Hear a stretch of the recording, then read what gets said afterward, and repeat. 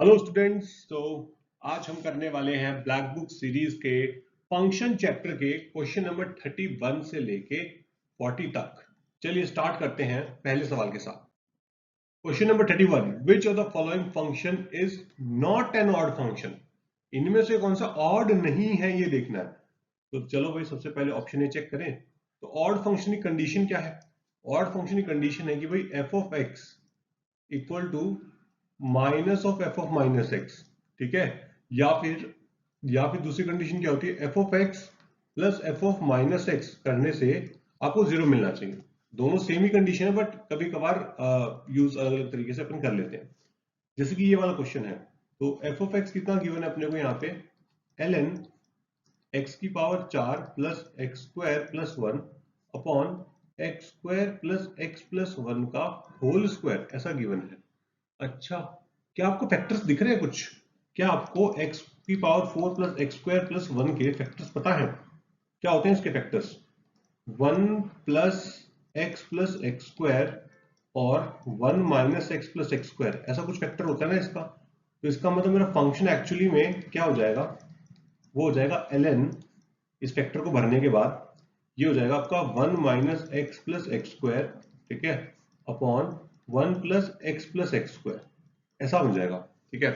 और अगर मैं एफ ऑफ माइनस एक्स निकालू यहाँ पे, एफ ऑफ माइनस एक्स वो कितना आएगा? L n 1 plus x square upon 1 minus x plus x square. ठीक है। अच्छा, तो एक काम करो, दोनों को ऐड करता हूं मैं, इसको और इसको ऐड कर रहा हूं। मैं सेकेंड वाली प्रॉपर्टी का इस्तेमाल कर रहा हूं। ठीक है। F of x plus f of minus x कर रहा हूं और मैं उसको चाहता हूं कि वो जीरो हो जाए मेरा। सही है। तो ये कितना आएगा?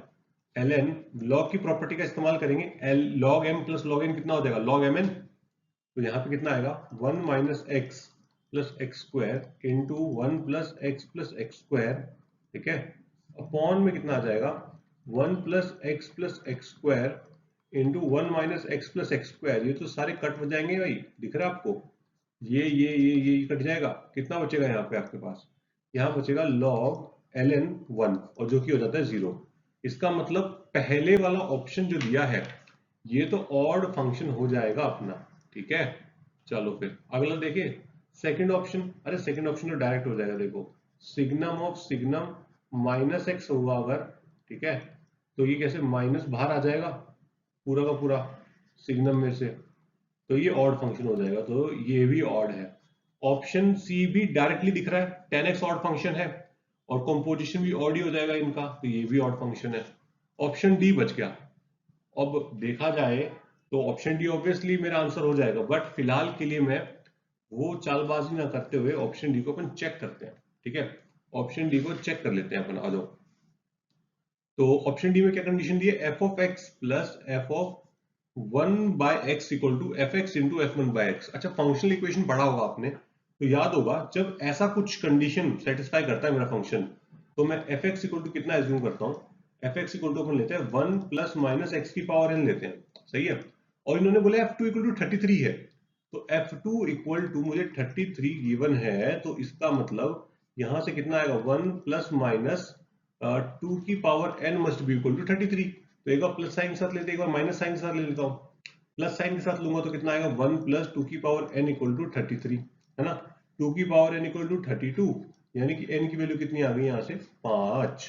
और यहां से कितना आएगा? 1 माइनस 2 की पावर n इक्वल टू 33, और ये आ जाएगा माइनस 2 की पावर n इक्वल टू 32। ठीक है। अरे, और इस माइनस को इधर सरका देता हूं मैं, और ये तो कभी होने से रहा, तो इसका मतलब n इक्वल टू 5 ही अपना एकमात्र पॉसिबिलिटी बचती है। तो यहाँ पे आपका एफ एक्स कितना हो जाएगा? 1 प्लस एक्स की पावर 5। और ये ऑड फंक्शन नहीं है, आप इसके अंदर भर के देख सकते हैं। अगर मैं माइनस एक्स करता हूं तो मुझे मिलता है 1 माइनस एक्स की पावर 5, जो कि ऑड फंक्शन नहीं है। तो ऑप्शन डी आपका यहाँ पे सही हो जाएगा, क्योंकि क्वेश्चन वाले ने आपसे यही मांगा है कि इनमें से कौन सा ऑड फंक्शन नहीं है। Question number 32, which of the following function is periodic with fundamental period pi. तो हमें देखना है कि भाई इनमें से किस फंक्शन का पीरियड पाई होगा। तो सबसे पहले ऑप्शन ए को पकड़ते हैं, और अगर आप देखें तो साइन एक्स जो होता है आपका, पहले मैं इस वाले पोर्शन को देख रहा हूं सिर्फ, तो साइन एक्स जो होता है वो मेरा -1 से 1 रहता है ना। तो साइन एक्स बाई टू किस में हो जाएगा, साइन एक्स बाई टू आपका हो जाएगा -1/2 से, अच्छा एक सेकेंड, इंक्लूडेड होते हैं भाई अपने, इंक्लूडेड स्क्वायर ब्रैकेट लगा देता हूँ, -1/2 से 1/2 रहेगा, ठीक है। और अगर मॉड की बात करूं, mod sine x by two, वो रहेगा आपका 0 से 1/2 के अंदर, क्या कहते हो, सही है। अच्छा, और 0 से 1/2 में अगर ग्रेटेस्ट इंटीजर फंक्शन की बात करें तो कैसे करेगा भाई, क्या आंसर दे देगा, 0 दे देगा। तो इसका मतलब जो बचा हुआ पार्ट है वो तो 0 ही हो गया। तो ऑप्शन ए के अंदर एफ एक्स क्या हो गया आपका, सिर्फ cos x। और cos x का पीरियड तो भाई बच्चा बच्चा जानता है क्या होता है, इसका पीरियड 2π होता है, ठीक है। तो ऑप्शन ए तो आपका सही नहीं है, क्योंकि हमें वो वाला क्वेश्चन, वो वाला फंक्शन चाहिए जिसका पीरियड क्या हो, पाई हो, ठीक है। आ जाओ आगे चले, ऑप्शन बी चेक करते हैं। ऑप्शन बी, ऑप्शन बी के अंदर भाई सबसे पहले तो यहाँ पे मुझको sine A plus sine B upon cos A plus cos D, ये वाला फॉर्मूला लगाना पड़ेगा। और मॉड साइन एक्स का पीरियड तो पाई हो गया, इसमें कोई दिक्कत नहीं है, पर मुझे इसको सॉल्व करना पड़ेगा। तो sine A plus sine B कितना होता है, sine A plus sine B होता है 2 sine A plus B by two into cos A minus B by two, है ना। तो यहाँ पे डायरेक्टली लिख देता हूँ, क्या आएगा 2 साइन 4x कॉस 3x, और नीचे कॉस वाले में क्या आएगा 2 कॉस 4x कॉस 3x, ठीक है, plus mod of sine x, ये आ जाएगा। तो कुछ चीजें कट रही हैं, ये क्या आ जाएगा tan pi X plus tan 4x plus sine mod X, mod sine X. अच्छा, तो देखो अब यहाँ पे इसका पीरियड तो पाई है, ठीक है, और tan का पीरियड कितना होता है, tan का पीरियड होता है 2π, और यहाँ पे 4 का मल्टीप्लाई होता है, डिवाइड बाय 4 कर दो, इसका मतलब π/2 हो जाएगा यहाँ पे, सही बात है। कुछ तो गड़बड़ लग रही है। भाई tan का पीरियड पाई होता है, 2π नहीं होता। tan का पीरियड अपना होता है पाई, और मल्टीप्लाई कर दिया x के अंदर 4, तो ये 4 से भाग लग जाएगा। और जब इसका पीरियड π/4, इसका पाई है, तो हम क्या करेंगे, एलसीएम लेंगे। अब एलसीएम ऑफ π/4 पाई, ये कितना हो जाएगा, LCM of pi pi upon HCF of 4, 1, ठीक है। एलसीएम पाई आ जाएगा, HCF 1 आ जाएगा, तो ये पाई आ गया। इसका मतलब ऑप्शन बी जो है आपका सही हो चुका है, ठीक है। आंसर तो आ गया, लेकिन फिर भी अपन बाकी ऑप्शंस को भी एक बार चेक कर लेते हैं। तो HX क्या है आपका, HX के अंदर आपको एक फ्रैक्शनल पार्ट फंक्शन दिया है जिसका पीरियड कितना होता है, 1 होता है, और मॉड cos x दिया है जिसका पीरियड कितना होता है, पाई होता है।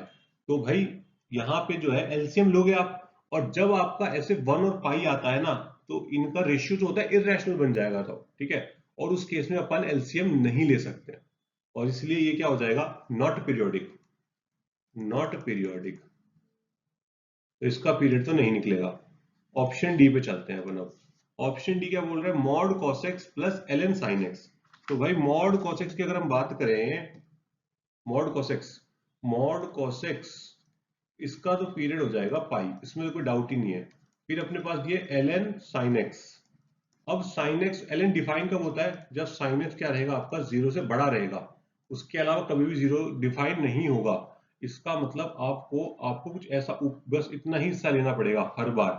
तो इसका मतलब है -π/2 से सॉरी ये तो मेरे से गलती से cos का ग्राफ बन गया। तो साइन कैसा बनता है, ऐसा बनता है, ठीक है, 0 से पाई। तो मतलब sin x 0 से पाई के अंदर पॉजिटिव रहेगा, है ना। तो इसका मतलब जब मेरा वैल्यूज इससे इसमें रहेगी तो रहेगा, और जब थर्ड और फोर्थ क्वाड्रेंट वाली वैल्यूज आएगी ना, उसमें साइन एक्स डिफाइन ही नहीं होगा, वो वैल्यूज लेगा ही नहीं। तो वापस से फिर कब लेगा, 2π से पाई 3π लेगा, है ना। तो इसका मतलब हर 2π के बाद ये अपने आप को रिपीट करेगा, और इसका एलसीएम कितना आ जाएगा, एलसीएम पाई 2π लेने से यहाँ पे 2π आ जाएगा, ठीक है। तो इसका मतलब इसका पीरियड भी क्या है, पाई नहीं है। तो ऑप्शन कौन सा सही बैठ गया, बस ऑप्शन बी सही बैठ गया। तो आंसर क्या हो जाएगा, ऑप्शन बी, ठीक है। चलो आगे चलते हैं। क्वेश्चन नंबर 33, एक फंक्शन एफ डिफाइन हुआ है नेचुरल नंबर से इंटीजर तक में, और x अगर ऑड होगा तो ये होगा, इवन होगा तो ये होगा। हमें चेक करना है कि ये 1 1 ऑन टू है कि नहीं है, मतलब बाइजेक्टिविटी के बारे में दिमाग लगाना है अपने को। तो 1 1 के लिए क्या कंडीशन है कि भाई कोई भी दो अलग अलग x की वैल्यू सेम आउटपुट ना दे, है ना। तो अगर आप देखो अगर ध्यान से -x/2 ये कब आता है, इवन पे आएगा। और देख लो इवन मतलब क्या, नेचुरल नंबर भी डिफाइन हो रहा है, तो इवन नंबर 2 4 6 ऐसे करके आएंगे। और ये हमेशा पक्का पक्का 100% हमेशा नेगेटिव आउटपुट देने वाला है, नेगेटिव आउटपुट देने वाला है, ठीक है। तो नेगेटिव इंटीजर्स सारे के सारे कवर कर देगा आपके, क्या कहते हो, सारे नेगेटिव इंटीजर्स कवर हो जाएंगे ना यहाँ पे, है ना। अच्छा, तो बहुत बढ़िया। और अगर मैं x-1/2 को देखूं, ये क्या है, कब आएगा, ऑड पे। और जब भी यहाँ पे आप कोई भी x डालोगे ना, जैसे कि 1 3 5 ऐसे डालोगे, ये हमेशा पॉजिटिव आने वाला है। तो मतलब ये वाला हमेशा नेगेटिव है, ये पॉजिटिव है, तो डेफिनेटली डेफिनेटली ये लोग ओवरलैप नहीं करने वाले कभी भी। तो 1 1 तो हो गया, इंजेक्टिव तो हो गया भैया, ठीक है। अब दिमाग लगाओ सब्जेक्टिव पे कि भाई ये हमेशा नेगेटिव आउटपुट देने वाला है आपको हमेशा, और ये वाला आपको पॉजिटिव देगा हमेशा, पॉजिटिव देगा, और सारे पॉजिटिव इंटीजर देगा, और ये सारे नेगेटिव इंटीजर देगा। तो इसलिए मतलब सरजेक्टिव भी हो जाएगा, इसका मतलब बायजेक्टिव भी हो जाएगा। तो ऑप्शन कौन सा सही हो जाएगा, ऑप्शन ए सही हो जाएगा, ठीक है। चलो आगे चलते हैं। Question number 34, gx be the inverse of fx। तो gx पूछ रहा है, मतलब कुल मिला के इनवर्स निकलवाना चाहता है, ठीक है। तो यहाँ पे अपने को क्या गिवन है, fx इक्वल टू, एक काम करूं ऊपर से 2 कॉमन निकाल लो तो बुरा तो नहीं मानोगे तुम, 2 की पावर x माइनस 2 की पावर माइनस एक्स अपॉन 2 की पावर x प्लस 2 की पावर माइनस एक्स। अच्छा एक काम करो, इस 2 को उधर सरकाते हैं, तो y अपॉन 2 लिख रहा हूं मैं, ठीक है। और 2 की पावर x माइनस 2 की पावर माइनस एक्स अपॉन 2 की पावर x प्लस 2 की पावर माइनस एक्स। इनवर्स निकालना है, मतलब x एक तरफ बाकी सब एक तरफ, x अकेला बचना चाहिए। और ये तो कुछ कॉम्पोनेंडो डिविडेंडो जैसा लग रहा है मुझको, है ना, थोड़ा थोड़ा। एक काम करता हूं, इसको रिवर्स कर देते, रेसिप्रोकल कर देते, और थोड़ा ढंग से कॉम्पोनेंडो डिविडेंडो की फील आने लग जाएगी आपको, थोड़ी और फील आएगी कॉम्पोनेंट डिविडेंडो। अब दिख रहा है ना, कॉम्पोनेंट डिविडेंडो दिखा, a plus B upon A minus B, है ना।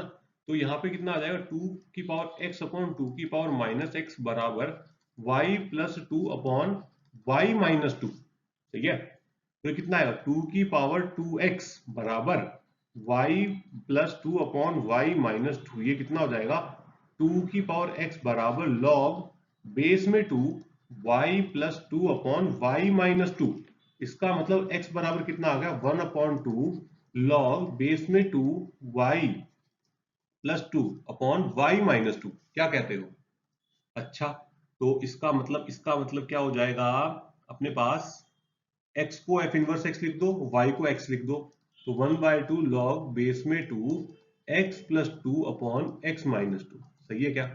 अच्छा, तो भाई ये क्या बन गया अपने पास, इनवर्स बन गया। और ऑप्शन मिलाओ, ऑप्शन ए ऑप्शन ए बैठ रहा है क्या, लग तो नहीं रहा यार ऑप्शन ए बैठता हुआ, कुछ तो झोलझाल हो गया है। हाँ हो गया है झोलझाल, ये यहाँ पे 2 अपॉन वाई होना था, 2 अपॉन वाई।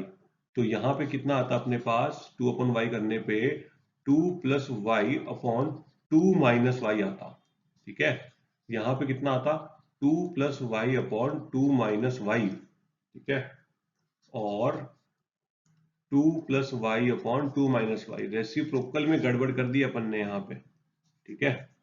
तो ये कितना हो जाएगा अपने पास, 2 plus y upon 2 minus y, 2 plus x upon 2 minus x.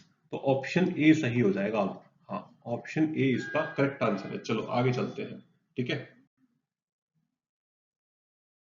Which of the following is the graph of the curve under root mod y equal to x? Under root mod y equal to, इसका graph बनाना चाहते हैं अपन। तो एक काम करते हैं, सबसे पहले x equal to under root y का ग्राफ बना लेता हूं मैं, क्या कहते हो। तो इसका ग्राफ अगर बनाना हो, अगर मैं स्क्वायरिंग करके देखूं तो x square equal to y हो जाएगा, और x यहाँ पे ऑलवेज पॉजिटिव है, तो इसका ग्राफ कैसे बनेगा, इसका ग्राफ तो कुछ ऐसा बनेगा ना, x square equal to y equal to x square, graph ऐसा कुछ बनता है ना। पर अपने को यहाँ पे सिर्फ x पॉजिटिव लेना है, तो ऐसा बन जाएगा, ठीक है। तो ये ग्राफ किसका बन गया, x equal to root y का बन गया। और अगर आपने मॉड लगा दिया y के ऊपर, तो बस इसका क्या करोगे, इमेज बना दो नीचे की तरफ, ऐसा ग्राफ बन जाएगा। बस 1 मिनट का भी आंसर नहीं था इसका, ऑप्शन बी सही हो जाएगा। चलो the range of this function, जहां पे ग्रेटेस्ट इंटीजर फंक्शन दिया है, तो भाई रेंज निकालने से पहले कभी कभार अपन क्या करते हैं, फंक्शन की डोमेन निकालते हैं, है ना।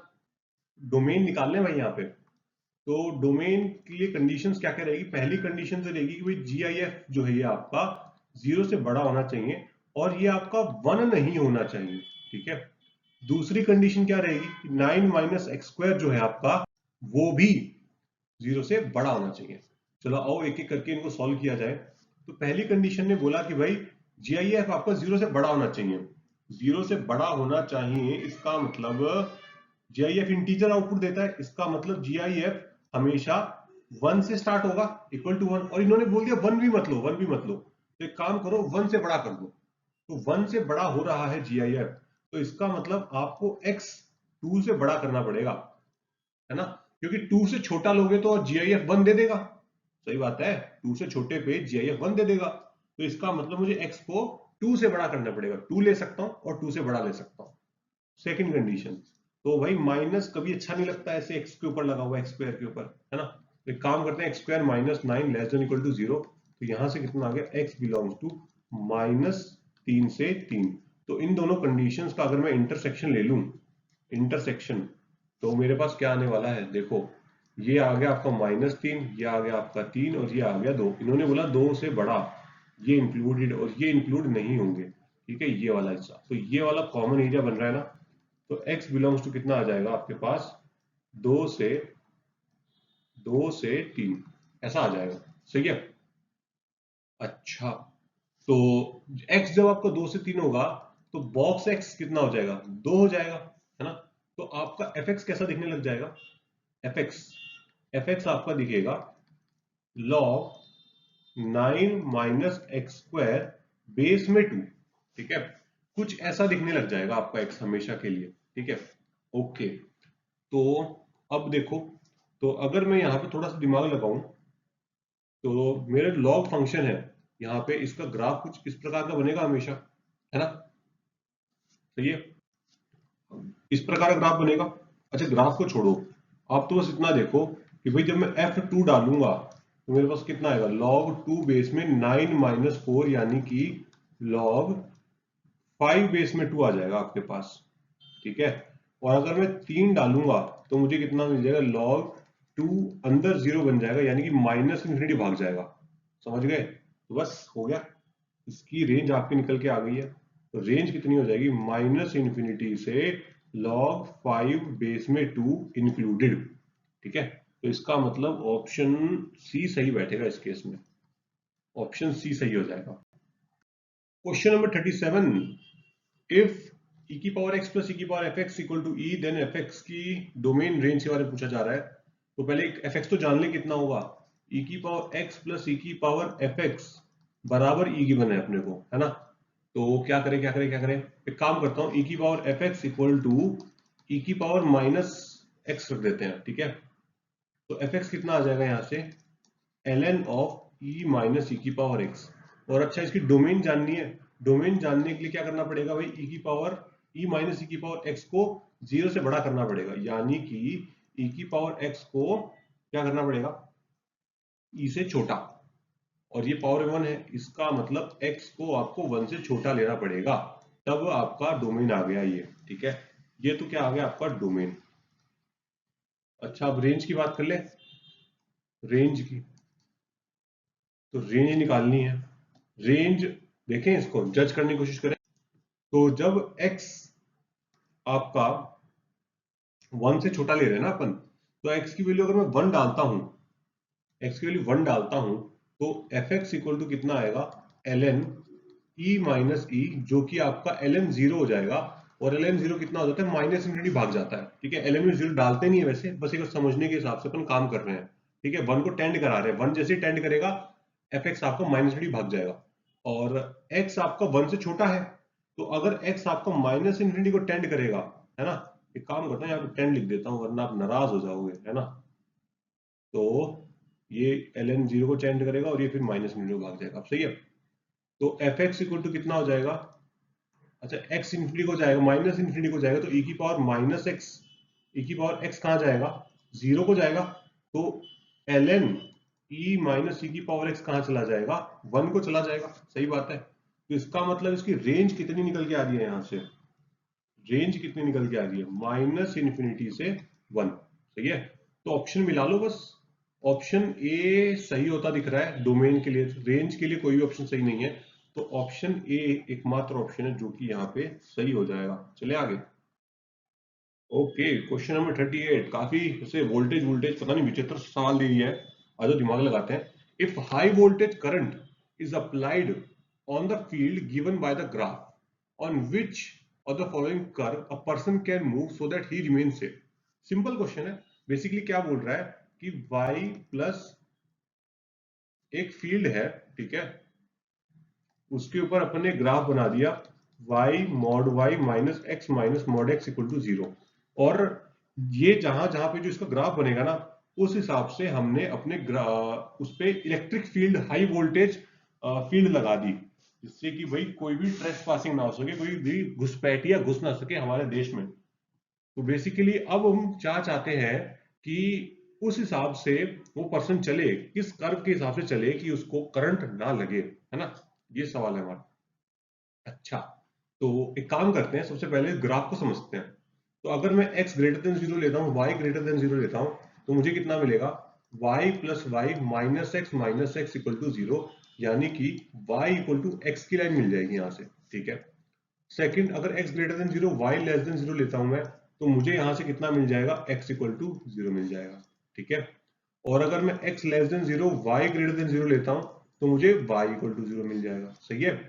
और मैं दोनों को नेगेटिव ले लेता हूं, तो मुझे 0 इक्वल टू 0 मिल जाएगा, यानी कि पूरा का पूरा थर्ड क्वाड्रेंट।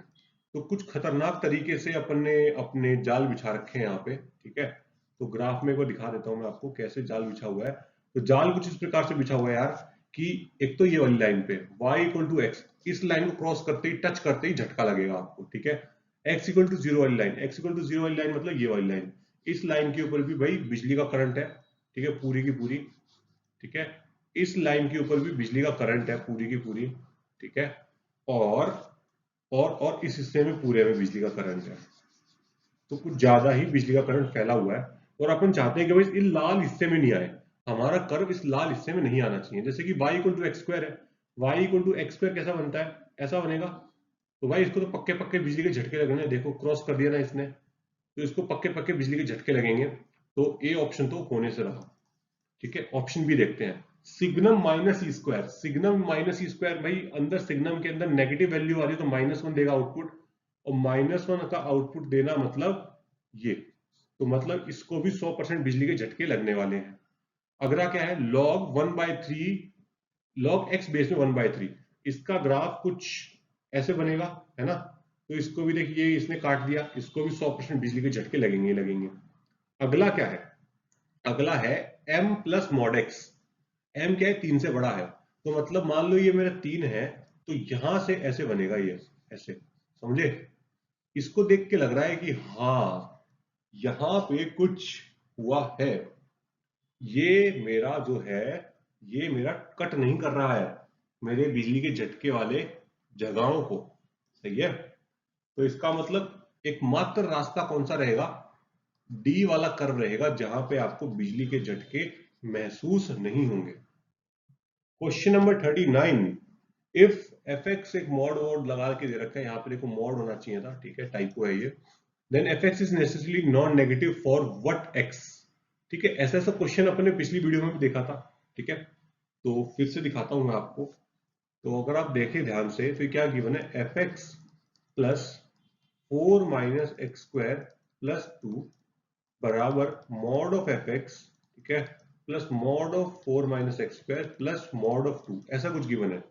तो तीन फंक्शन, तीन वैल्यूज पे ट्राइंगुलर इनइक्वालिटी लग रही है, और ट्राइंगुलर इनइक्वालिटी में इक्वालिटी कब आती है, ट्राइंगुलर इनइक्वालिटी में इक्वालिटी कब आती है, जब सेम साइन हो, सेम साइन होता है ना, तभी आती है, सेम साइन हो या जीरो हो, है ना, तभी आती है इक्वालिटी। तो इसका मतलब यहाँ पे एफ एक्स जो है आपका 0 से बड़ा होगा, ठीक है, 4 माइनस एक्स स्क्वायर भी 0 से बड़ा होगा, और 2 ये तो 0 से बड़ा है, इसमें कुछ दिमाग लगाने वाली बात ही नहीं है, ठीक है।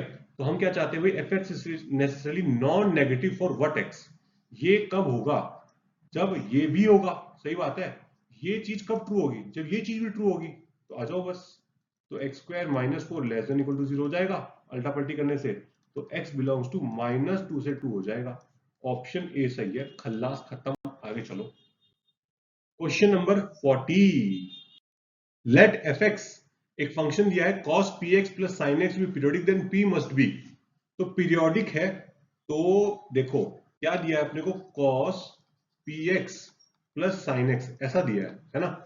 तो sin x का पीरियड कितना होता है? sin x का पीरियड होता है आपका 2 पाई, है ना। और cos x का पीरियड होता है 2 पाई। और यहाँ पे p मल्टीप्लाई होगा तो डिवाइड बाय p हो जाएगा। ठीक है। तो अच्छा अब यहां सोचो, तो इसका पीरियड अगर मैं निकालूंगा तो क्या करना पड़ेगा आपको? एलसीएम लूंगा मैं 2 पाई अपॉन p कॉमा 2 पाई। ठीक है, ऐसा कुछ करूंगा मैं। और अगर अगर मैं चाहता हूं कि मेरा फंक्शन पीरियोडिक हो। अच्छा आपको याद है अभी थोड़ी देर पहले अपन ने क्वेश्चन किया था जहां पे मेरा एक पार्ट का पीरियड कुछ नंबर आ गया था और दूसरे वाले पार्ट का पीरियड कुछ पाई के टर्म्स में था। उसमें मैंने कह दिया था कि क्योंकि इनका रेशियो इरेशनल नंबर आ रहा है तो एलसीएम नहीं निकलेगा, तो इसलिए पीरियोडिक नहीं होगा। तो वैसा ही होने से मुझे यहां बचाना है, समझे। वैसा ही कुछ यहां होने से मैं बचाना चाहता हूं। क्यों? क्योंकि अगर इन केस अगर p मेरा पाई हो गया तो मेरा क्या बनेगा यहाँ पे भाई, 2 कॉमा 2 पाई बन जाएगा। और इसका एलसीएम आप ले ही नहीं पाओगे क्योंकि इनका रेशियो इरेशनल आ गया और एलसीएम नहीं एग्जिस्ट करेगा और फिर नॉन पीरियोडिक हो जाएगा। सही बात है।